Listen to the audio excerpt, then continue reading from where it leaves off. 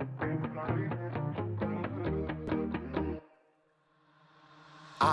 am what I am. I am my own special creation. So come take a look, give me the hook or the ovation. It's my world that I wanna have a little pride in. My world, and it's not a place I have to hide in. Life's not worth a damn till you can say, hey world, I am what I am. I am what I am. Know your truth and live your truth.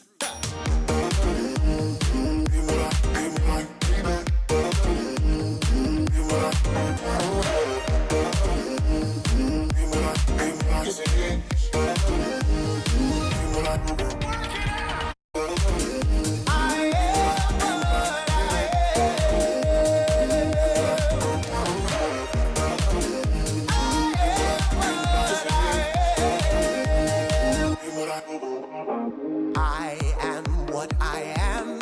I don't want praise, I don't want pity. I bang my own drum. Some think it's noise, I think it's pretty. And so what if I love it sparkle and it spangle? Why not try to see things from a different angle? Your life is a sham till you can shout out loud. I am what I am. I am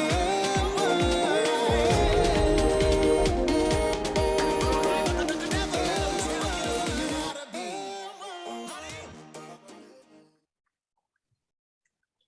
Good evening and welcome, everybody.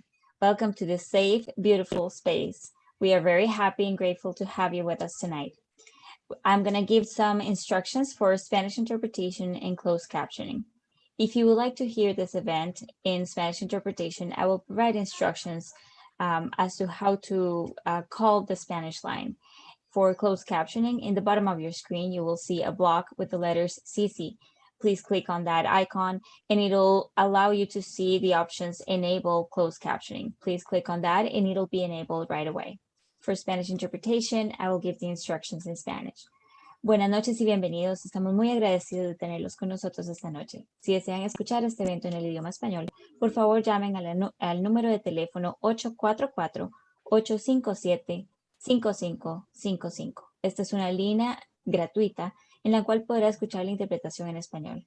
Una vez que llame a este número de teléfono, por favor, digite el código de acceso 811-7900.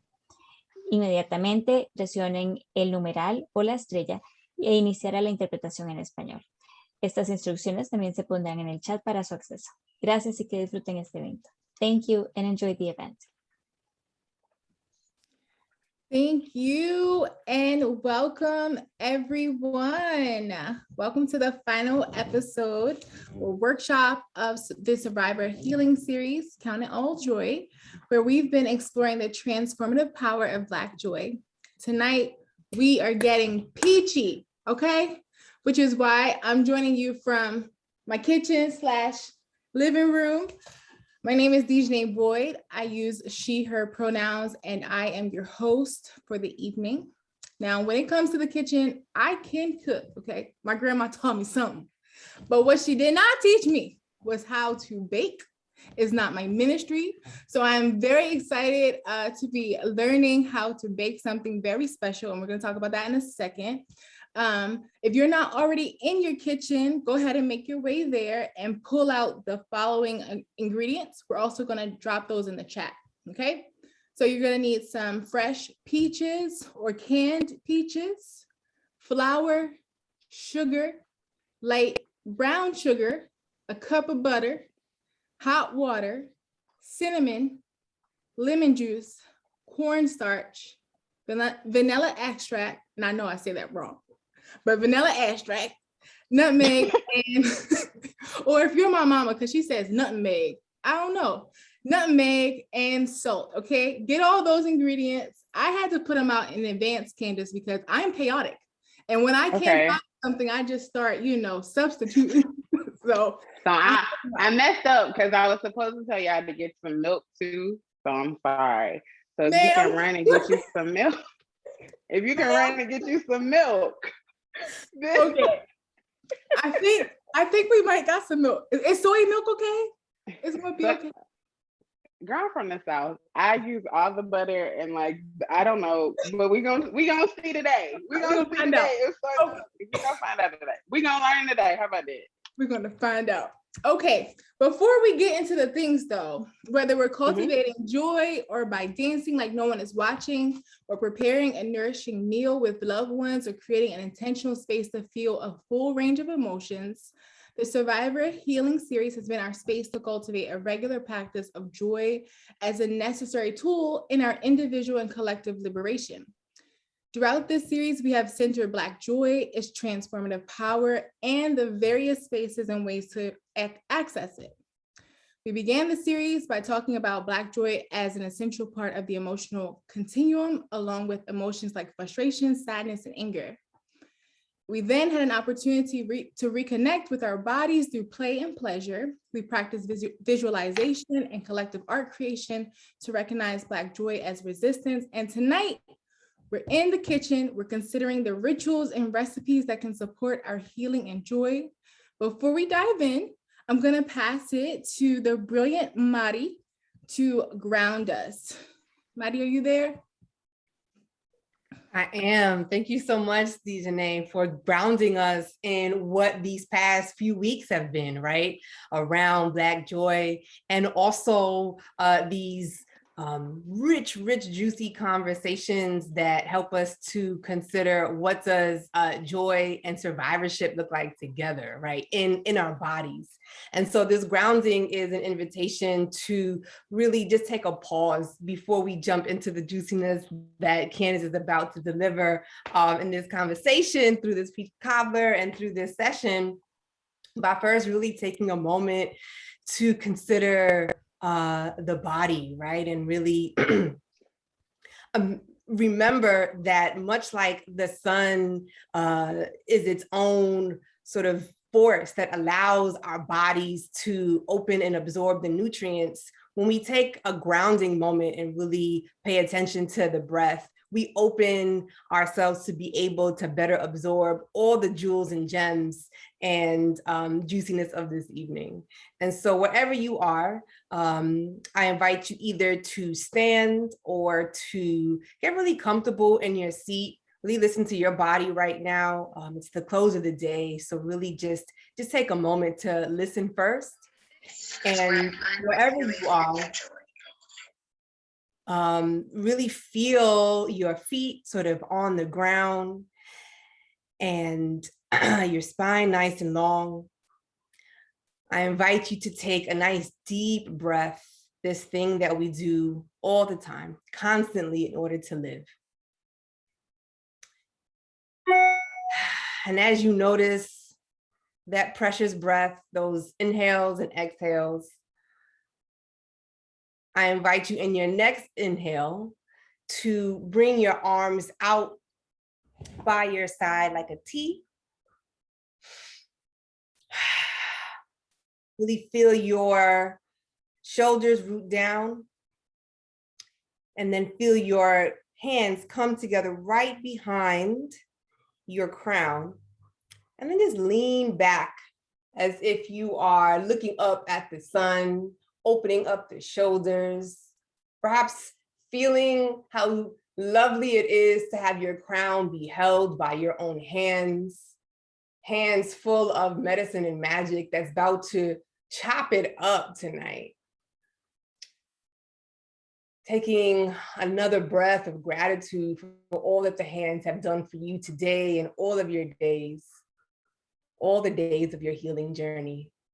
Take an even deeper inhale through the nose and exhale, slowly round it out, slowly pressing your hands into the crown, looking down at your heart, looking down at your feet, looking down at the floor, on the land, on the earth, giving thanks for the ancestors that still reside there, that hold so much of our resilience and power and emotion.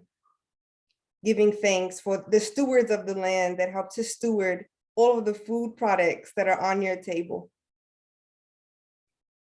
And take one more full breath, coming back to center. As you take a moment to sit in that level of gratitude for the past, for the present, for showing up today. Yeah. All right, y'all. Thank you for showing up. And I look forward to seeing all the peach cobblers we about to make tonight. Thank you. Thank you, Madi. So before we get into, we got a few more things. For this series, we have been co-creating and holding a brave space together. And that means each of us has taken a responsibility for the health and well-being of the collective. As a reminder, our community agreements are that we respect the space. This is a no judgment zone. Every step you take towards your healing is an act of courage. As our panelist shares her wisdom and stories, let us approach the conversation with curiosity and compassion for ourselves, for her, and for each other. Let's lean into curiosity. Tonight, the chat box is open for asking questions and being in community with one another. We ask that you connect with each other, affirm what is being said, and seek out resources to support your own healing journey. Ask for support. We have expert healing specialists moderating the chat. Please reach out to them if you would like support in finding healing resources in your community, but please leave it to them to answer any concerns or requests for resources that are raised in the chat. They're there so that you can focus on being present with the conversation and with one another. Thank you so much for holding these community agreements with us. Okay, now let's get into it.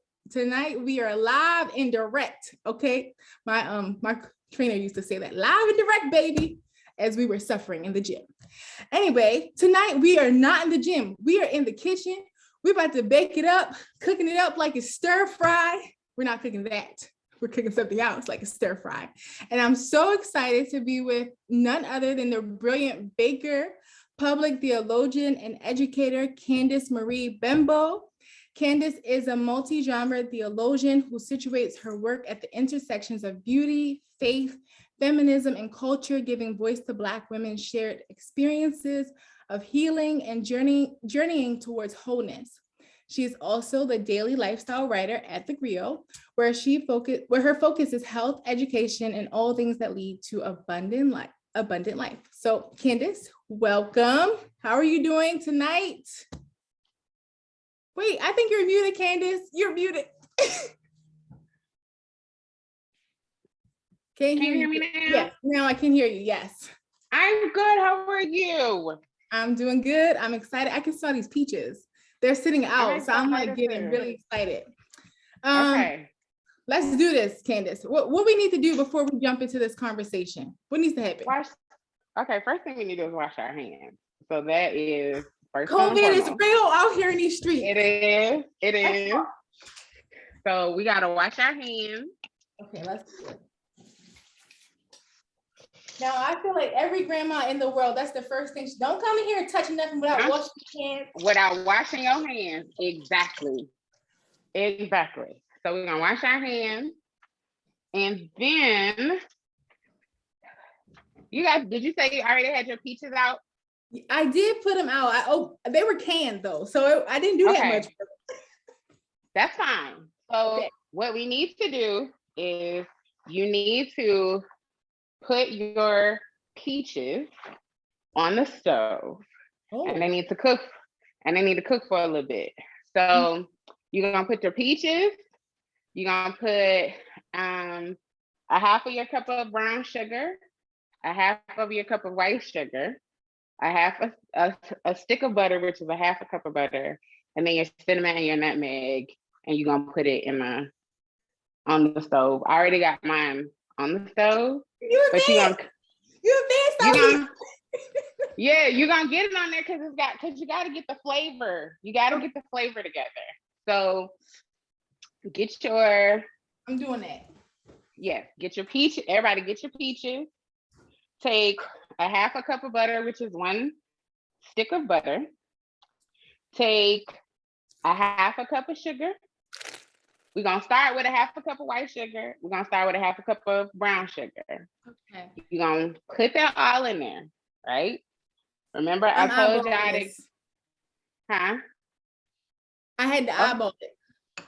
Okay. I mean, that's how we were talking about joy and the ancestors. They'll tell you when you need to quit, when they need, That's the part. because that's what they tell me to do. That's what they tell me to do. Okay. I'm adding. So you got your butter. You got your butter in there. You got your White sugar. your white sugar and your brown sugar. Okay. Yes. Yes. I need you to put your tablespoon of cinnamon in there. Okay, I'm gonna get some cinnamon. All right, I'm on it. Okay. And your nutmeg. A tablespoon too? No, you don't need, no, you just need like a half a teaspoon of nutmeg. Okay. All right, let's do that. All right, I got them all in here. Okay. So you gonna put all of that together and put it on your stove. Okay, and this is with my peaches too. Yes, it's with your peaches in there. Do I So keep the peach juice or do I get rid of the peach juice?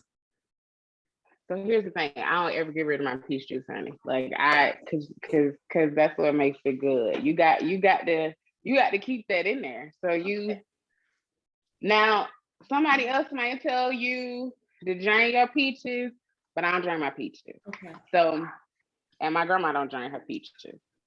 So I'm with y'all. yeah, Okay, so you got to do it this way. Okay.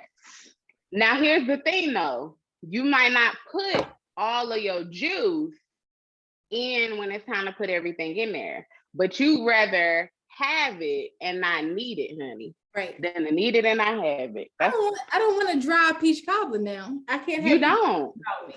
Okay. Because you know what? Because you know people will talk about you.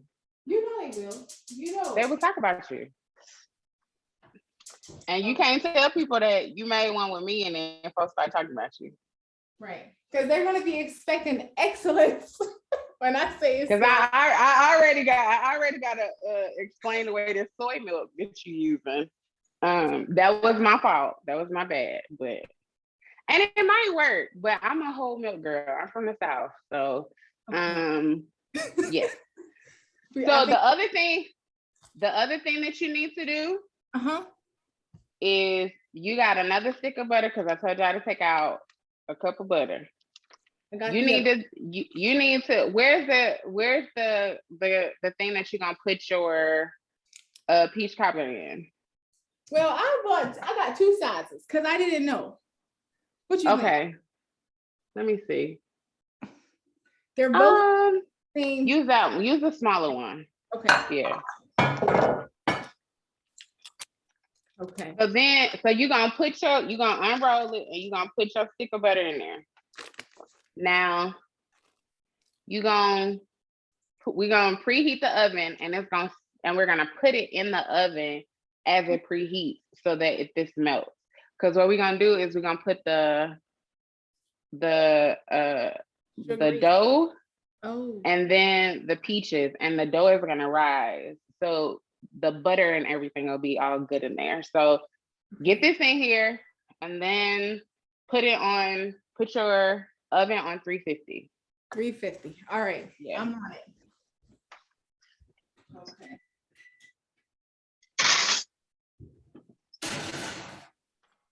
All right. Okay. I got the thing simmering. My oven is preheating. I'm following directions. We're off to a great start. We are. How you feeling already? Okay, so I have some questions for you. Do we have more steps that we need to be doing right now? We can Okay. talk right now, and then we can get into the pattern a little bit. Yeah. Okay, so I have to say I feel very blessed to be learning grandma's recipe tonight.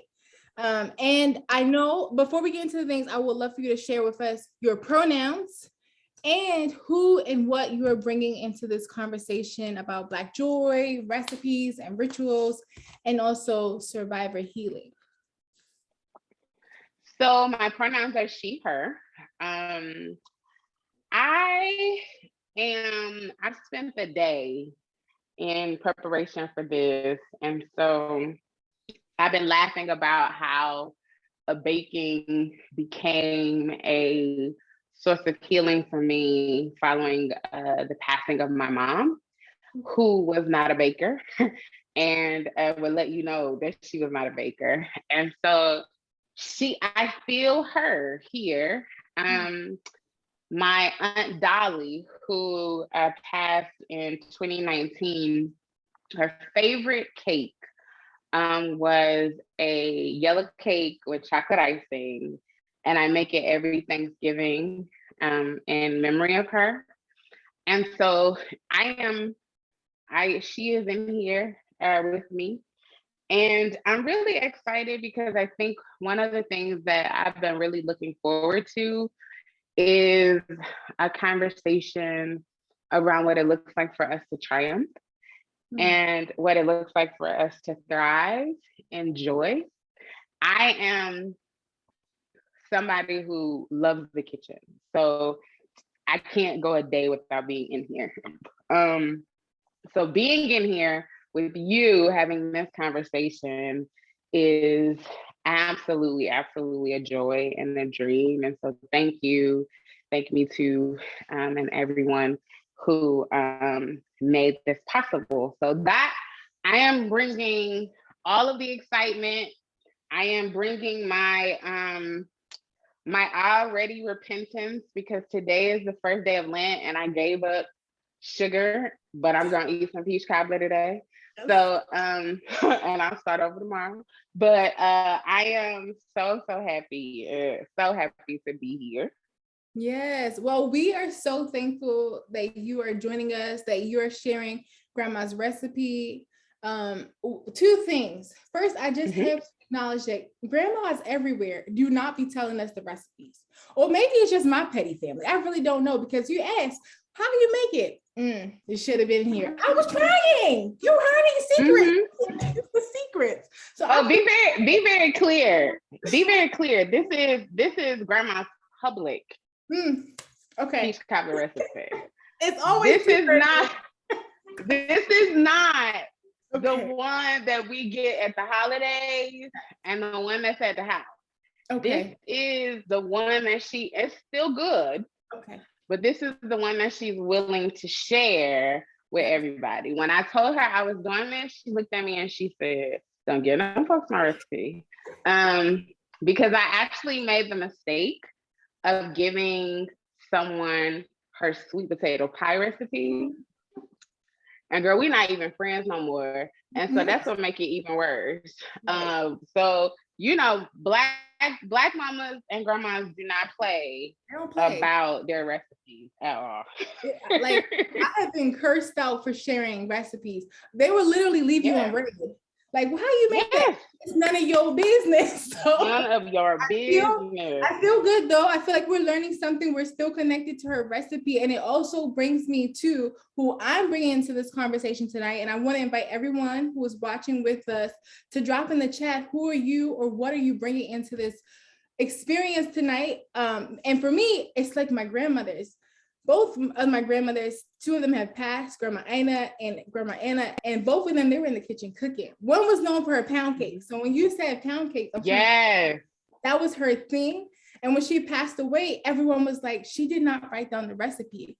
Crazy thing is, she had the recipe written down and hidden in the bottom of her thing. So as people started to pack her up, it was like, we found the recipe. And it was just like this warm hug of like, she knew that you know what I mean? Like, she knew we needed that piece of her, and she wasn't letting go easy, but we got it. And then my other Listen. grandma who was in the kitchen chopping it up. So I'm bringing them. I'm excited. Good. You should. I'm ready. I'm happy. I'm ready. Let's go. Okay, so we have things bubbling on the stove, and burning stuff is my specialty. So please, if I need to stop talking, if we need to stop talking and stir, you let me know.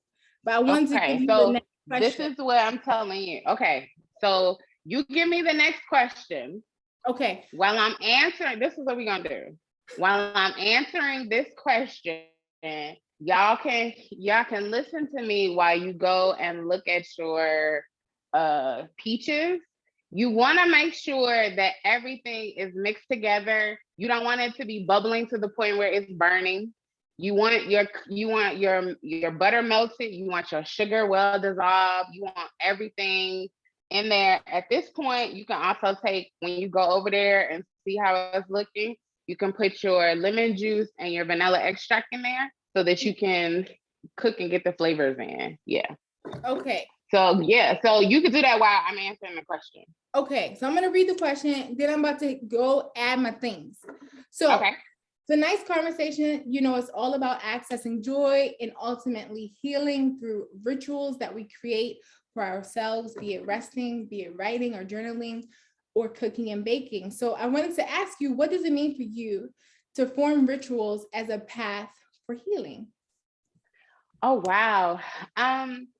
It is absolutely, go do it. It's absolutely, it means everything to me. I think one of the things that we take for granted is the power of self-determination and the ability to move beyond what has happened to us into a place of healing and thriving. And so what I've learned on my journey is that as long as I am doing practices, engaging in activities that help to remember me, that help to make me whole again, that help to heal parts of me that have been broken, as long as I'm doing those things, I'm really coming back alive, right? And like what we know about healing journeys, what we know about moving beyond pain and trauma is that the journey isn't linear. And just because one person moves this way doesn't mean that you're going to move that way, right? And so I've had to learn what it means for me to honor the truth of my own experience, and what it means for me to say that there are practices, whether it's makeup, doing some makeup therapy, whether it's curling up. I have a favorite pair of socks and a favorite blanket that I've been chosen. And sometimes I just need to get close to those things again to remember that I'm okay when, especially around the anniversary of my trauma and my experience. I try to get really close to things that help to keep me grounded and to center me. And so I think that all of us, when we look back, have engaged in the creation of our own rituals to make us whole again. Yeah. For sure. I think, when I was reading these questions and like thinking through like what we were going to talk about, I had to look up the word ritual because it's always been such a religious experience for me. And I haven't thought about the ways that chopping onions is a ritual, right? Or like the extra moments that I take in bed to breathe and to think about what I need to accomplish before my feet touch that ground. That's a ritual. And those are the things that bring me back to myself. And so I feel you. And I feel like as a survivor of sexual assault myself, I've had so many moments where I'm re-triggered, a smell, something I'm seeing, any little thing, and it re-triggers me. I have to come back to that practice. And sometimes it's as simple as cutting garlic, which I know is the weirdest thing, but it's something about slicing into that garlic for me that's bringing me back to myself and helping me to be present and remember that I'm safe and that healing is still possible and that it's a journey. And some days I'm not there, but I will be again. Yeah, but you will be. Yeah. Right. That's the thing. Like, you may not be there now, but you will be. And I think too often, we don't. Just today for the griot, I wrote about what it looks like for single women to want to date again in a time and in a world where it's often not safe for us, and how that can often, the apprehension of being hurt, of dating, like that can be paralyzing, right? Which is why I was actually excited when Samantha reached out to me, because this is the place that I go often to center myself. I have y'all can't see it, but I have this big pink, pale bright pink KitchenAid mixer that I named Zora after Zora Hurston. And there are days when the world gets to be too heavy, and I tell people, like, I gotta pull Zora out, and I just gotta be in here by myself and just make something. I have the ritual that my mom I didn't cook, but she had one thing that everyone in our family loved that she made, and it was her potato salad. And she taught me how to make her potato salad. And I only make my mama's potato salad on the holidays. And that's a ritual for me, right? Yeah. To get out and to cut onions and to start crying because the onions have been so strong, and then to laugh because me and my mama would laugh at each other about the ways that she would cut onions every year and cry. The kitchen has been a place where when I needed to just get away from the world, because this world can be so chaotic and it can be so unsafe. This has been the one place where I've been able to get safety. Yeah. It's funny that you bring up onions, because my grandma, she used to weep. I feel like when she was cutting onions, and I, for some reason, I don't know, I don't cry with onions. And wow. I always think to myself, like, I wonder if she just needed to cry and she was whipping out that onion, like, y'all not about to know. You know what I mean? Like, yeah. This is the place where I'm just going to be free and let these tears flow. But I know we're talking about cooking, we're talking about rituals, and I'm wondering, what do you think the experience, the journey of cooking as a ritual can, unveil for survivors particularly? Oh, so it has taught me the beauty of patience. You cannot rush cooking, especially if you want to do it right and to do it well, and you want people to like your food. You also can't rush baking, right? Like, you have to be patient, and you have to allow yourself to move through whatever the process of and journey looks like. And so it's taught me that about myself, of like, I can't try to force and push myself to be in a place where I'm not, right? Like, I can't try to be over something too quickly if I'm not. Like, something happened to us that should have never happened to us. And it reoriented how we see ourselves, how we see the world. And that takes a minute to get adjusted to, right? You know what I'm saying? Like, you can't push and force yourself to not feel that, and to not honor the trajectory of where you are. And so I think a lot of times that's why I come here into the kitchen, right? It's like, because I need to be reminded of patience, But then the other reason why I come into here, and I think is the other piece that I think survivors can learn through the ritual of cooking and baking, is that you get to take all of these ingredients and you get to still make something beautiful out of it, right? Like, you know, on their own, a lot of this stuff, if like, put some baking powder in your mouth just off rip, and you're gonna be like, what is this? Put some cornstarch in your mouth and you're gonna be like, the heck, what? You know, like, put some cinnamon in your mouth and end up on TikTok doing the cinnamon challenge and almost end up in the hospital. You know what I'm saying? Like, butter is delicious on its own. It makes no sense, right? Yeah. Like, it needs an accompaniment, right?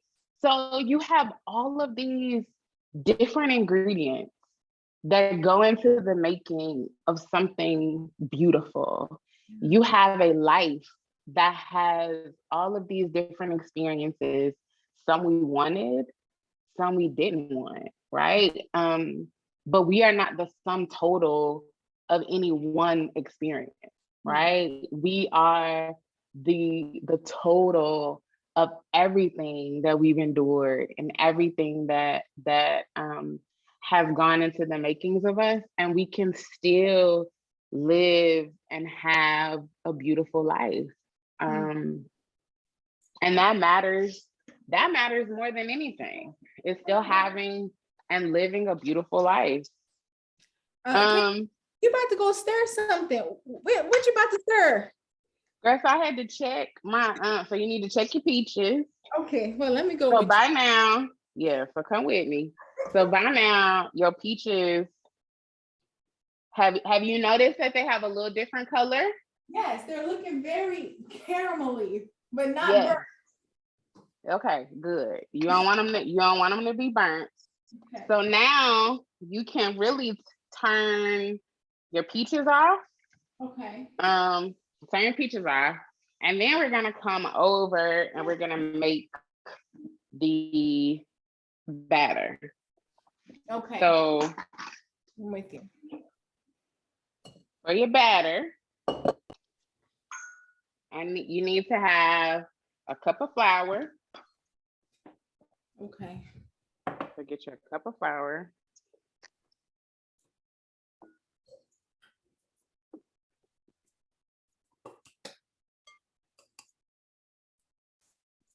So I'm gonna tell y'all right now, baking is a science, yes. But let my grandma say it, baking is not. Cause she was like, y'all sit up here with all of these ingredients and all of these teaspoons of this and teaspoon of that. We didn't have no teaspoons growing up. We just shook in there until it tastes like it was too much or it looked like it was too little. So I say this to say, sometimes when you're cooking your peach cobbler, when you are like making a dish, it may not be exact, but that doesn't mean that it's not gonna be good, right? Like, so just now I tasted the juice off my peaches. Oh, I tasted it. Okay. So that's the other thing. Girl, Dejana, we gotta get you cooking. So like, Dejana, you got to taste the stuff while you cook it, girl, because it's got to be good to you. Okay. I'm bringing it over. Okay. So first of all, don't burn your mouth. So let's not do that. So you taste your what you need. No, this is it. Okay. So everybody else, Dejana got it right on the first try.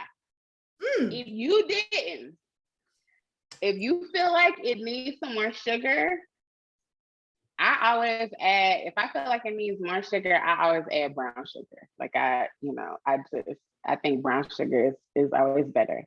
But if you feel like it needs more cinnamon, if you feel like it needs more nutmeg, now is the time for you to add it, because you have really fully cooked your peaches down to what you need. So now is the time, if you feel like you need to add more, then this is when you add it, mix it in while we mixing this, right? So you got your cup of flour. Okay. So so you need a cup of sugar, but this is what I do. I do a half a cup of brown and a half a cup of white. Okay. If you haven't noticed, in my family, we love brown sugar. Right. So it has I do a half a caramelly flavor to it. Or, yeah. I don't know if that's the word, but it's good. It is. It does. So I do now. If you don't like brown sugar, or if you don't have a lot of brown sugar, you can just do all white. But I typically, when it calls for a cup of sugar, I always do half and half. Also, because when you do brown sugar, it's gonna give your crust this beautiful brown. I love the color that it gives it. I also crumble like brown sugar on top of it, but I'll tell you how we're gonna do that when you finish. Okay, so you got your sugar in there. You need our baking powder. So you're gonna do your 2 teaspoons of your baking powder. And then so most people always ask what baking powder does. Baking powder lets you need your stuff to rise, right? So it's gonna help your stuff rise. So you got 2 teaspoons of your baking powder. Okay. Let me know when you get that in there. Okay. I only have a half teaspoon, so I gotta do 4. Don't ask me where the full teaspoon. Who knows? So you weren't lying when you said you don't cook. I like to things like mac and cheese and collard greens. I got you, but please don't ask me to make. Okay. Not a thing. I have no clue. That I got you. I got you. Now, what you're gonna do is after you got your baking powder in, you need a 1/4 teaspoon of salt. But this is how I do my salt, because salt brings everything together, but I literally take a healthy pinch of and I can't find where'd my salt go? Oh, here it is. So literally just a pinch. I'm just pinching in there. Yeah, I don't put a lot of, because here's the truth. Salt does bring flavor together, but if you put too much in there, you're gonna taste it. So you really just need enough salt that'll put your flavors together. Help bring your flavors together. And then you're gonna take a teaspoon. You can use a half to a full teaspoon. I always put a teaspoon because I love cinnamon. You can do a half a teaspoon of cinnamon, or you can do a whole teaspoon of cinnamon. I love for my peach cobbler to taste really, really warm, and so typically in the wintertime, I actually use a lot more cinnamon and nutmeg than I do in the summer when I make my I get that from my grandma too, because she doesn't use a lot either. So now somebody said how much baking powder? 2 teaspoons. What's that? That's milk? Yeah, so we ain't got there yet. Oh, okay. Okay. I was getting it ready though. So now what you want to do is you want to mix everything together. So you can either use a whisk, or you can use your a hand mixer. I got some clumps of brown sugar, so I'm actually going to use a hand mixer. Really quick with it. But here's the thing, y'all. you want it to look like sand. So however you get it and it looks like sand, that's what you want. Okay. You want it to look like sand. Brown sugar can clump. So if you have clumps of brown sugar, you want to make sure that you take like your fork or your whisk or whatever you're using and clump them down, like break them up. But you want it to look like sand. Okay. Now, here's the thing. This is where you use milk. Mhm. If you don't have milk, I guess you could use, and if you don't have milk, you can use water.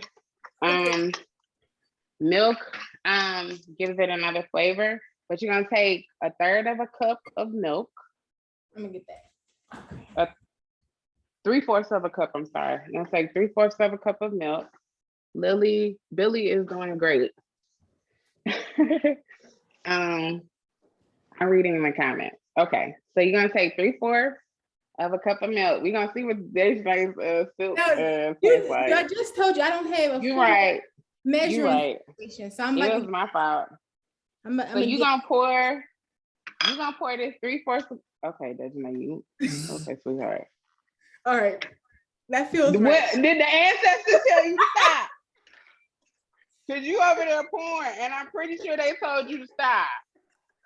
So then you're gonna mix it together. Okay. You're gonna mix it together, Lord.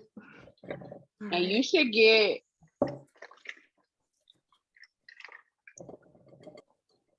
You want to just incorporate it. You don't want it to get too like. You ain't beating the cake. You just want to make sure that everything is incorporated.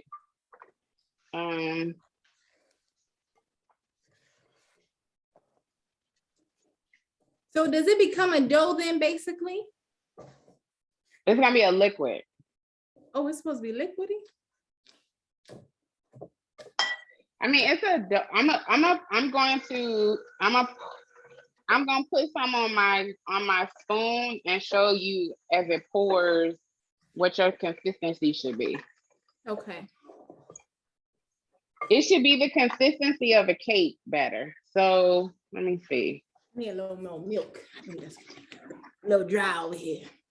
Okay, so here's when you see this.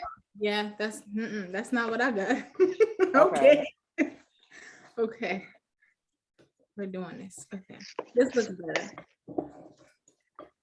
Okay. Okay. That's good. Huh? I said, even this smells good. Whoa, this is a workout now. Oh Lord. Yes, sir. Okay. So now you're gonna take out you're gonna set this to the side and you're gonna go get your pan that has been preheating. Right. Because remember, we were preheating it and we were putting we put the butter in there, right? So now you gotta go get it. Okay. Your butter should be good and melted. Yeah. Oh Lord.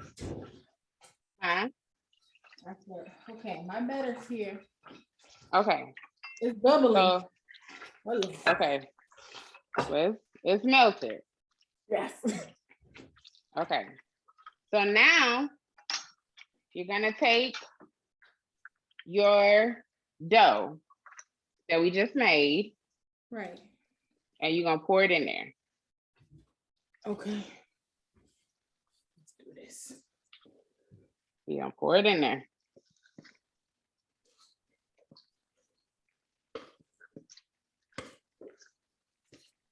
Okay.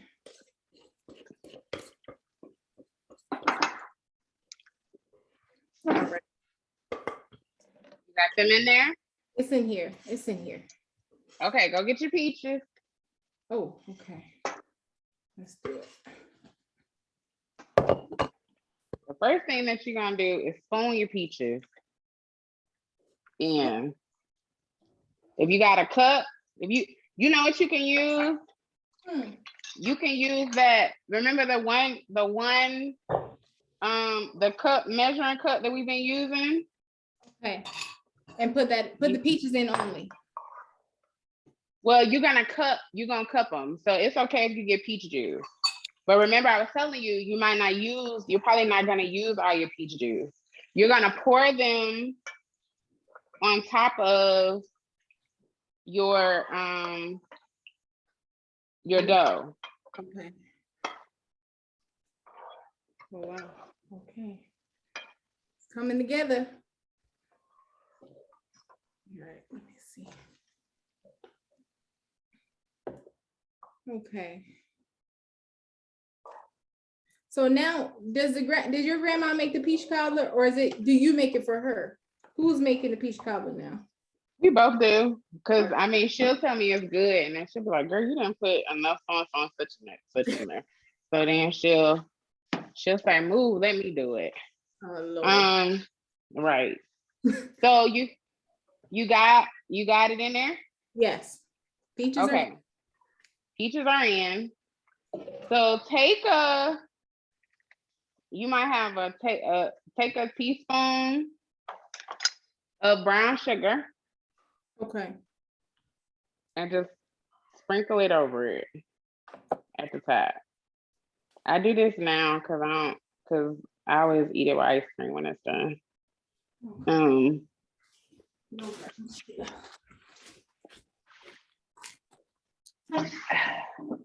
it's what time?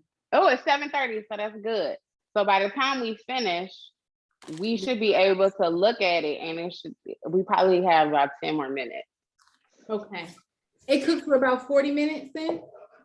Yeah, 35 to 40. I give it 40 because you want to make sure that your dough is done. Because ain't nothing worse, honey, than some raw peach cobbler dough.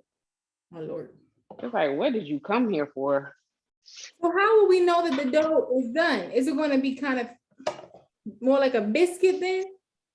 Yeah, it'll be like it's gonna be biscuit cake consistency.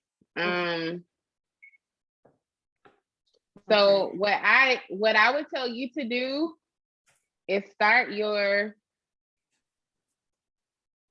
because everyone's oven is different. So everybody start at 30 minutes. 30 so minutes. That means that, I should have asked, I guess I should have asked them. I'm like, Smoothie, is it okay if we go over? Just a few minutes. But we'll start at 30 minutes. Okay. And then you'll be able to see it. And then I want y'all to tag me when it's done. So now that it's in the oven, we can keep talking. Okay. Now don't be showing your grandma my peach cobbler, because I know she'd be like, what the heck is this? She would. I ain't gonna lie to you, she would. So this is what I do. Okay. And I'm gonna do it while we're talking, because I can't stand to have stuff all around my kitchen. Right. So everything that I use, I put in that bowl that that we did the flour and stuff in, and then I let it soak and then wash it. So I'm putting this in the oven, by the way. Okay. I feel like I should show. Let me see it. What it look like? Can you see that? Okay. It look a little weird. No, it don't. Your face for us. It don't look. No, it don't look weird. I was saying. I was thinking. I said I probably should have told you to put it in the other one, but it'll be fine. Okay. Put some foil down. So yeah, we're good. Yeah. I probably should have told you to do that. Okay. And I think I'm gonna do that to mine too. I got a huge like 46 cookie sheet, cookie pan. And so it fits the whole thing of my oven. So I just put it on the rack underneath it. I just did that too, because let me tell you something. This fire alarm goes off every time I bake, because the thing. Yeah. And what you want to do is blame me. So everybody, all right, as we're talking, everybody get clean your space, clean your stuff. So I'm going to ask the next question while people are cleaning, organizing. Okay. So we are. I wanted to ask you, what have been some, other than cooking, obviously, what have been some of your other rituals that you've incorporated into your life, into practice, for your healing journey? I love makeup. And so makeup therapy has been a godsend for me. So there are days where I just go play in makeup and I feel better when I'm done. There's also something that my grandmother taught me. She taught me to go outside when I get overwhelmed, go outside with my shoes off, feel the ground underneath my feet, and recite the 23rd Psalm. And there have been days where I've recited the 23rd Psalm and I recited the Lord's Prayer, and I have instantly felt better. But I also think it's just also being outside. Like I will go outside in the house and outside on my back porch and just breathe, inhale and exhale. And I think too often we don't recognize kind of the importance of, or the necessity of, just getting back grounded in earth, to what's possible, to what holds us. And so those have been for me some of the most important and rituals that I go back to outside of cooking. Right. I think the interesting part is I feel like this pandemic being inside has kind of stripped that from me a little bit. I have to go outside, because I have not had to go outside. It has to be a concerted effort that's like, oh, I need fresh air and I need sunshine. And right. Nothing like feeling fresh air on your face and just planting your feet in the earth, or planting your hands in some earth and coming back to yourself. Right. So our food is heating up. We're going to let it cook. We're going to let it brew. My next question for you is about ancestral wisdom. And I do feel like cooking is like this full body experience, right? Like we see it, smell it, we taste it. You know, our full body, we're literally standing while we cook. Our full body is engaged. And so in addition to cooking being a site of joy and healing, I feel like it's also a place where like that's brimming and brewing with ancestral wisdom. And I feel like so many stories are baked into the pies and the cookies we make, or the soups and stews. And they're written into these cherished recipes that are passed down, or if you Black, they might not be passed down. They might be tucked into the bottom closet drawer. Yes. I'm just wondering what stories of Black joy or healing or resistance live in some of your favorite recipes? Well, it's so funny that we're even talking about the kitchen as a site of ancestral wisdom and presence, because right now I'm sitting on a stool, and that stool was always in my mother's kitchen. I've known this stool to be in my mother's kitchen all of my life. So the few times that she did cook, and she would be in the kitchen moving around and doing things, when she got to prep, when it was time to prep, she would sit on the stool. When she was washing greens at the sink, when she got tired of standing, she would sit on the stool. And so I knew that this stool couldn't be anywhere than other than in my kitchen. And so like, I think one of the things that has also been important and sacred to me is that I also have one of my great grandmother's pots. And my grandmother gave it to me, and that's the only pot I cook collard greens in. Because I feel close to them here. Like there's something about knowing that I'm cooking the same foods that my great grandmother that I never met, that my great grandmother that I never met, that when I look at pictures, I can see myself in them, like one, in resemblance, but then two, in the ways that I try to also care for my family, in the ways that they care for our family.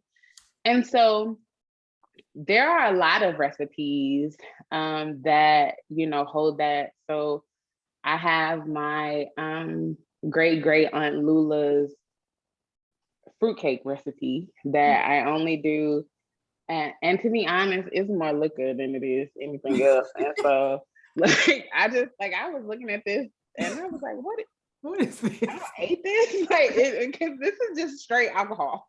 Like, but to hear my grandmother tell me the story of how she would start making that cake, she would start soaking her fruit in at the end of September, 1st of October, and she would let it soak for all of those weeks before she made it for Christmas. And how much people the family looked forward to that. We have this cake in my family that we make every Christmas, that my grandparents started. It's a coconut pineapple cake, and it actually was my mother's favorite cake. And every time we make it, every time I eat it, it just reminds me of home. It reminds me of all of the years growing up, the Christmases that was beautiful. It reminds me of when my family was alive, like, because, my grandfather isn't here. My mom's not here. I have an aunt that's not here, a cousin who's passed. And so, as you get older, as time goes on, the family looks different, and so I've had to learn how to hold on to recipes because they are also memories, right? Like, my grandmother makes a lasagna that everyone in my family loves, and she does it, and she makes it, and she's so excited when she makes it because she knows how much we love it, right? And so I was on Etsy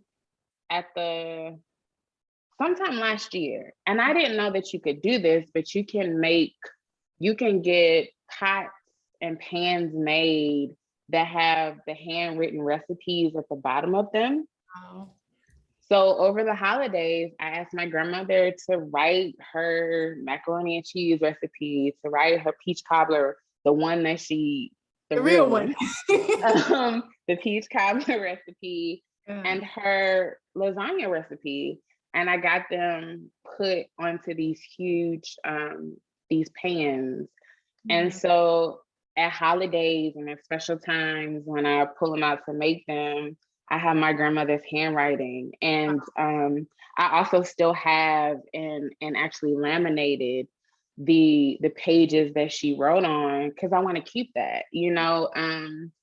I want my children, and I want my grandchildren, I want my great grandchildren to know what these recipes are, because they don't just, and I'll stop here so you can keep talking, but they're not just about the memories, but they're also how we sustain life. Like, my grandparents fed 6 children and everyone else's kids with this food, right? Like when people passed in our family or at our church, my grandma took a cobbler, she took a peach cake, she took a pound cake. Like these are the ways that we help sustain life, and that we help other people navigate some really difficult moments. And so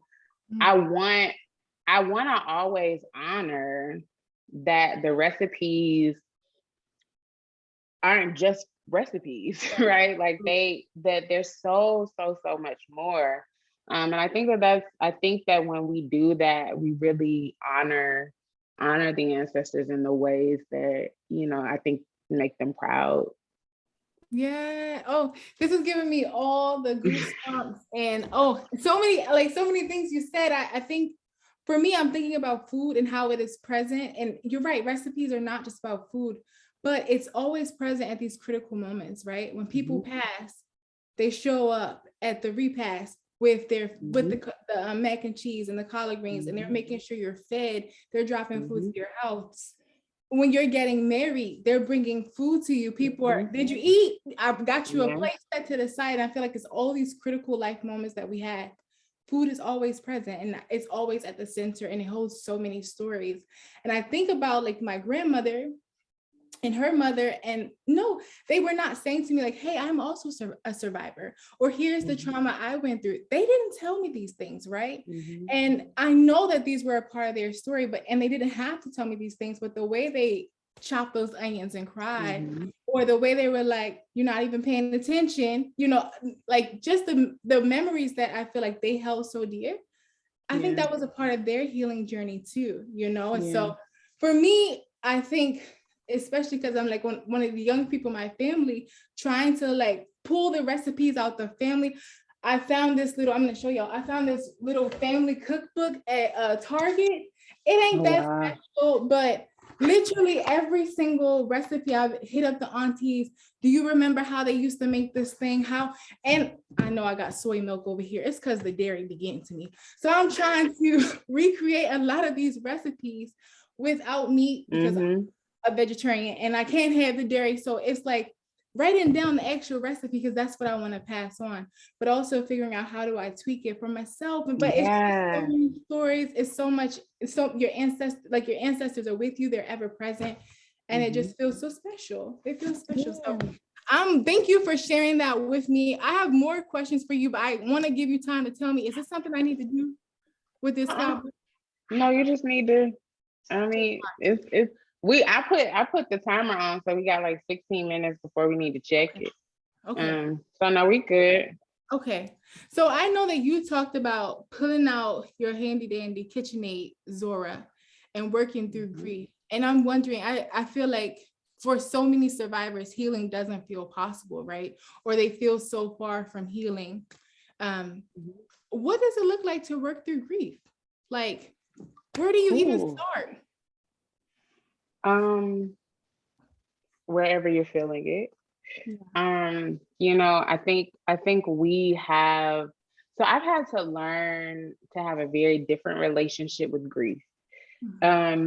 One, people have these very like adversarial, confrontational relationships with grief. And I have learned that grief is a reluctant companion, right? Like, grief would much rather my mother be here than it in my life, right? Like, I believe that. And so we've had to learn how to journey with each other together. So there are moments, and I don't just grieve the loss of her, right? Like, I grieve the loss of a certain kind of innocence that I had that assault took away from me. I grieve the loss. We grieve a lot of things.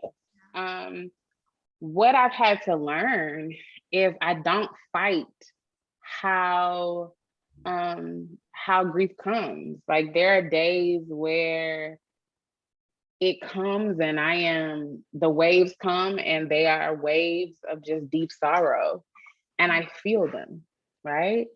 There are days where the waves come and I I'm okay. I miss the presence. I miss, it is this kind of like, ooh, like this happened, right? Like, but I'm okay, right? And there are days where grief hits and I'm laughing at memories that I had that bring me such comfort in the moment. Like I've had to allow myself to be welcome to whatever the journey looks like. And if you can't, the thing about grief is that if you can't give yourself that room to be undone and to come back whole again, the room will take itself, right? Like it just will. It's much easier if you're not combative, with it. But every day, and I tell people this all the time when they reach out to me, whether they've lost a mom, whether they lost a parent or someone significant in their life, or whether they have experienced trauma or assault, and they say to me like, how do I make it through?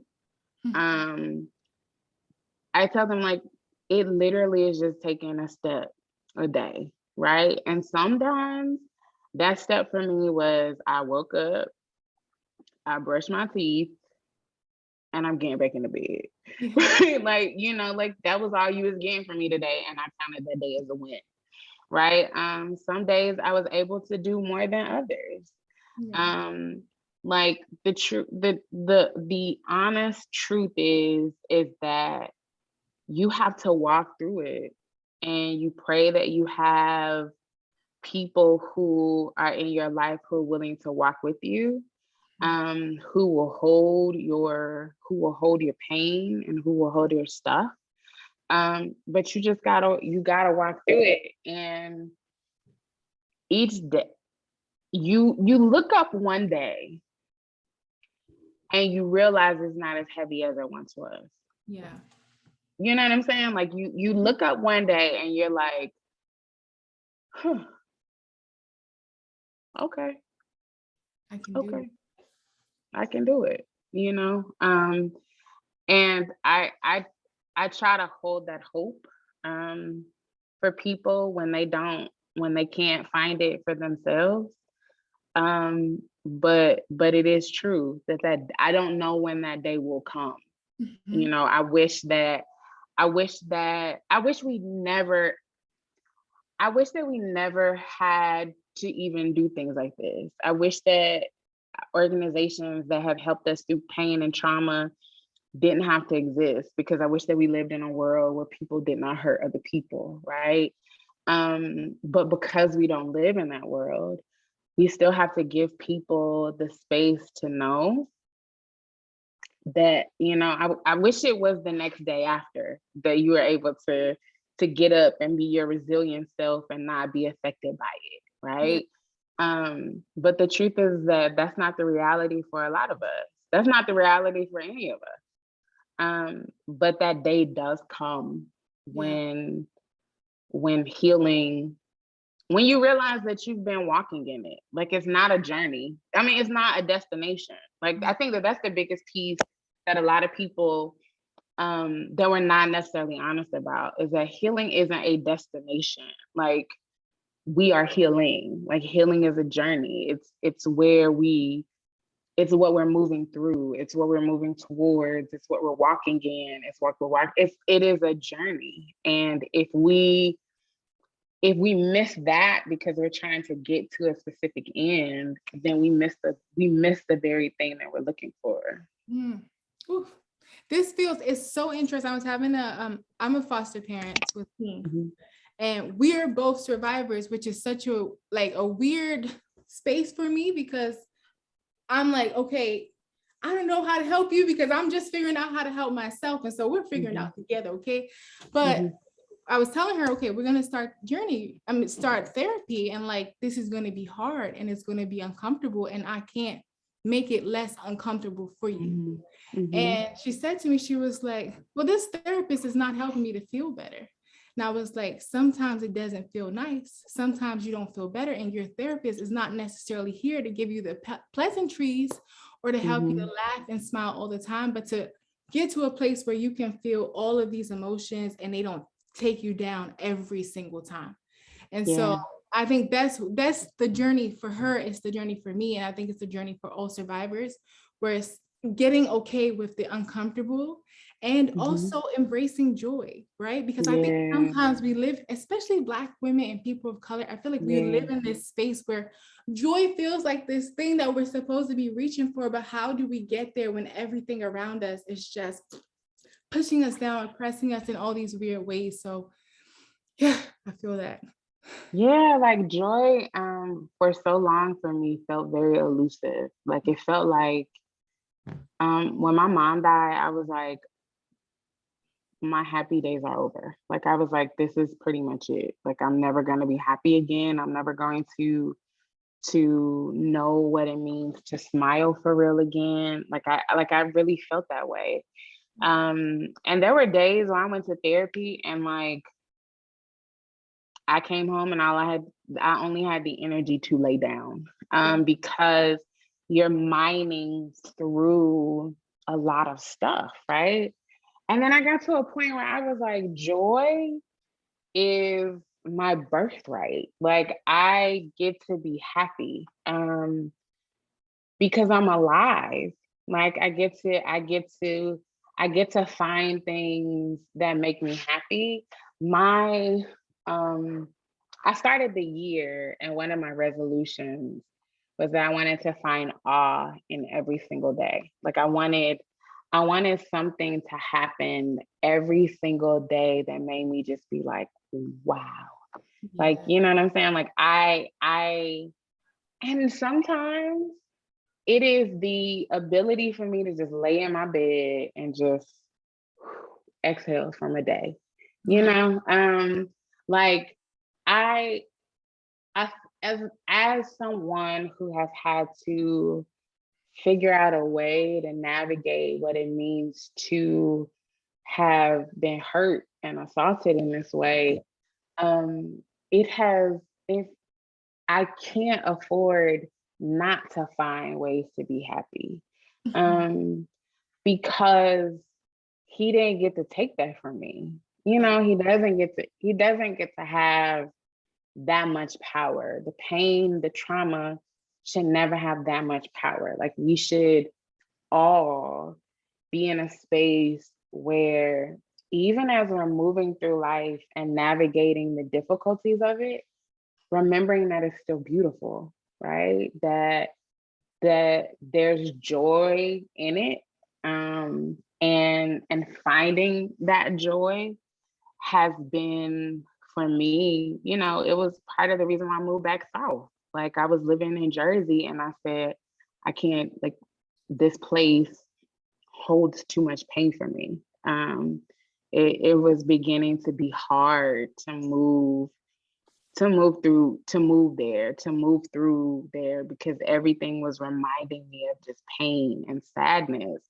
And I was like, I deserve to be happy. Like I deserve to live in a place that makes me smile, that I like, that like isn't, you know, marred with sadness. Like I get to allow my home to be a sanctuary and invite the people in it that only aid and joy, right? And so every Sunday I go to the farmer's market and I, you know, walk through the farmer's market and get these oranges that I think are just like God's best thing on earth. And I come back home and I sit, you know, with my legs crossed and on my couch and I eat my oranges and I just smile at a life that I'm building and creating for myself. And I think we have to continue to remind ourselves that we deserve that we deserve that kind of joy and happiness. Oh, shit. So you actually just mentioned another ritual. It's that farmer's market. It's eating that orange. And I'm wondering what advice you have for folks who are trying to figure out where do they start in building rituals. And I see that I got 4 minutes left. I'm gonna walk away because I smell something burning, and I don't want to. No, I don't think it's the actual food. I think it's the foil underneath. Oh, yours shouldn't be burning because mine didn't. You fine. So what? My question is, oh yes, this looks good. Okay, I see what's happening. It's just bubbling over a little bit, but we're good. I know it wasn't burning. No, it's not. It's just on 350. It can't burn on 350. I'm sorry. Okay, we're good. Nothing is burning. Okay. I was like, oh Lord, the fire alarm, but we're good.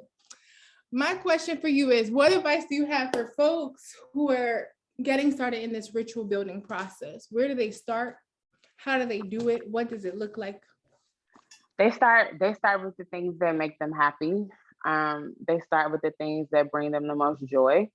And it doesn't have to, it's not that hard. And I want to say that because too often we can overthink things and think that like, oh my God, we have to have this methodical, this. Like your rituals are what you find yourself gravitating towards, right? And the things that you find yourself doing often that make you happy, that give you peace. The way that I have honored them as ritual is to take a moment while I'm doing them to honor how I feel while I'm doing them, to set aside time for them that is uninterrupted, right? So like we can find ourselves, it might be that you didn't realize that you walk at a certain time, every day, or you walk at a certain location, and it makes you feel better. Whatever you're doing, now it might be that in order to like make it ritual and sacred, you intentionally block out the time so that nothing else distracts you, right? Nothing interferes with when I'm baking. Nothing interferes with when I'm at the farmer's market. Like I don't rush those things, right? Like because they're doing something for me, and they're doing something to me, right? So whatever you're already gravitating towards that's making you feel better and that's giving you life, lean into those. And I would also say don't rush them. Create the time that works to make them sacred for you. I unmuted myself. It's the intentionality behind it. Yes. I'm gonna check mine because it's been 30 minutes, y'all. So everybody can go look at theirs. Oh Lord. Ooh. Okay. Nothing crazy. Nothing crazy is happening. I said nothing crazy is happening. So I feel good. Okay, if you have like a little like cake tester or a knife, you can stick your knife in. Okay. And you want to see if your knife comes out clean. If your knife comes out clean, then you do it in a couple of different places. If your knife or your cake tester comes out clean, then your batter's done. If it comes out and it's a little, and you still got like batter on it, you're gonna see the juice, because that's gonna be clear. But if you come out and it's still got batter on, if it still got stuff on it, then it needs to stay in there for a while. I wish I could show it to y'all. I probably need a few more minutes, but I think it's because of my soy milk. Remember, I used it. Oh yeah, you use this to like. Here's mine. Oh, okay, that's crazy. I'm gonna figure out a way that don't allow me to burn myself. Oh, this is good. Oh, wow. That's really, oh, you know, you need some vanilla ice cream. Yeah, so I mean I got some, but usually that's what I do. Wow. With this. I'm gonna try to let me see if I can do it this way. What if you can see it? Can you see it? Yes, I can see. Okay. Oh, wow. Yep, I can see. Okay. I'm not there yet. It's the soy milk. Okay. I'm over here eating a corner of it.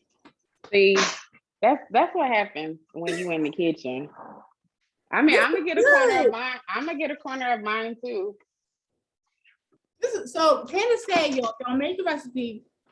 Go ahead. Look, I'm dropping peach juice everywhere. Go ahead and take a picture of it and tag her in social media. Yeah. And Tag both of us. Tag me too and tag me. Yeah. Because we'll repost. I want to see what it looks like. Y'all not gonna see mine because grandma is not talking about me. You should have did. Yes, you should. All right. This is I want to see Okay. Are you slicing up a piece? Oh, girl, yeah. Okay. I had to take a picture first. Sorry, I'm supposed to be. I had to get it. I had to get one for the socials, but I'm going to taste mine. I'm eating it from the measuring cup, y'all. Don't judge me. In addition to being a terrible baker, I also hate doing dishes.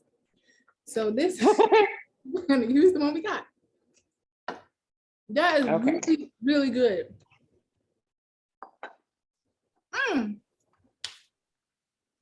I could taste the nutmeg in it. You can.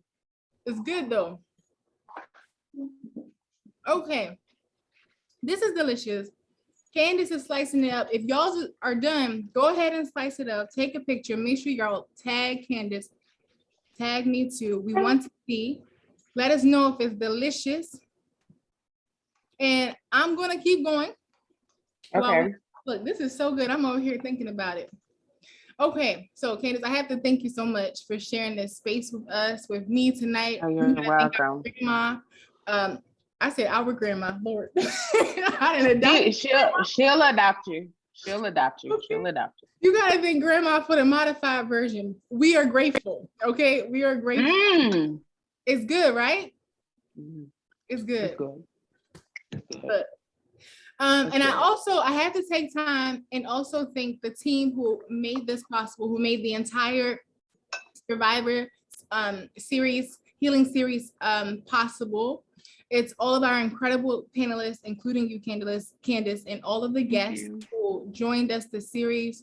Billy Sanders for ASL interpretation, Arisha Peacock and Abram Marcano for healing support and chat moderation, Kate Miller for live captioning services, Milena Cuadra and Claudio Ruiz for Spanish interpretation, Mari and Shashina for grounding us through the series, and also the entire Me Too team. And if this is your first workshop, you've missed 3 others, 2 of which you can find on Facebook, YouTube, and our website. So you should definitely check them out. They were really good. And you can find a few of our IG chats on Instagram, but be sure to follow Candice. Follow me too. Sorry. Get some vanilla ice cream. That's what I'm missing. Yeah. I need the ice cream to melt. That's so good. Yeah. And y'all send us the pictures because I want to see. And let me know if somebody else made it. And I want to see yours too. Okay, I'm gonna tag you. I'm pretty sure you was the only one that made it with soy milk. But that's okay. Don't do me like that. I'm pretty sure. That lactose be getting to me. I gotta be careful with that one, okay?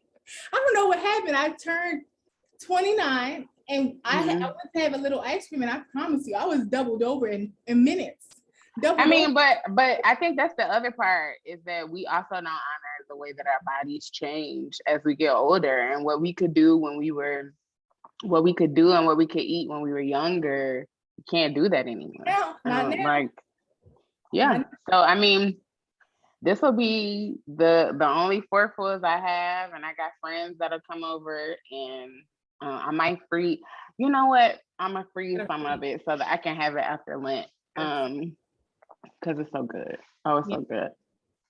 Candice, thank you so much. We appreciate you. Thank you for all your wisdom. And we will see you online somewhere soon, or maybe one day. Yes, when you come down here, I'll cook for you. Yes. Thank you. And thank you everybody for joining us. Have a great, great evening. And don't forget to share your pictures. Bye. Bye.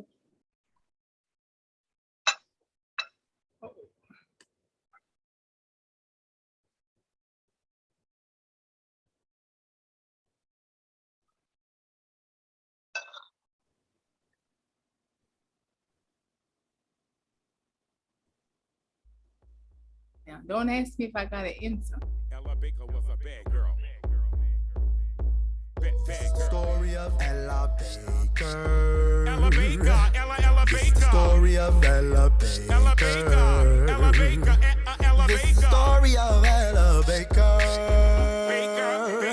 This is the story of Ella Baker. Ella Baker had to shake it up. Ella Baker had to wake it up. Cause if you know this life is tough enough, Ella taught us how to break it up. Break it up now, break it up now. Ella Baker shaker, Ella Baker shaker, Ella Baker shaker, shaker, shaker, shaker, shaker. Ella Baker shaker, Ella Baker shaker, Ella Baker shaker, shaker, shaker, shaker, shaker. Ella Baker shake it down now. Ella Baker shake it round, shake it down now. Ella Baker shake it down now. Ella Baker shake it round, shake it down now. Ella Baker shake it down now. Ella Baker shake it round, shake it down now. Ella Baker shake it down now. Ella Baker shake it round, shake it down now. Ella Baker had to shake it up. Shake it up, Ella, shake it up. Ella Baker had to wake it up. Wake 'em up, wake 'em Cause up. if you know this life is tough enough, Ella taught us how to break it She got to break it up. up, break it up. Ella Baker had to shake it up, teach him up, toughen up, twerk it up, breaking it, shaking it, overtaking it, baking it, never, ever, ever, ever letting people mistaking it. Cause we popping it, stopping it, whopping it, dropping it. It's the center of my joy, so we mopping it. Cause we popping it, stopping it, whopping it, dropping it. It's the center of my joy, so we mopping it. Oh, Ella, oh, Ella, ooh, Ella, Ella Baker had to shake it up. Ella Baker had to wake it up. Cause if you know this life is tough enough, Ella taught us how to break it up.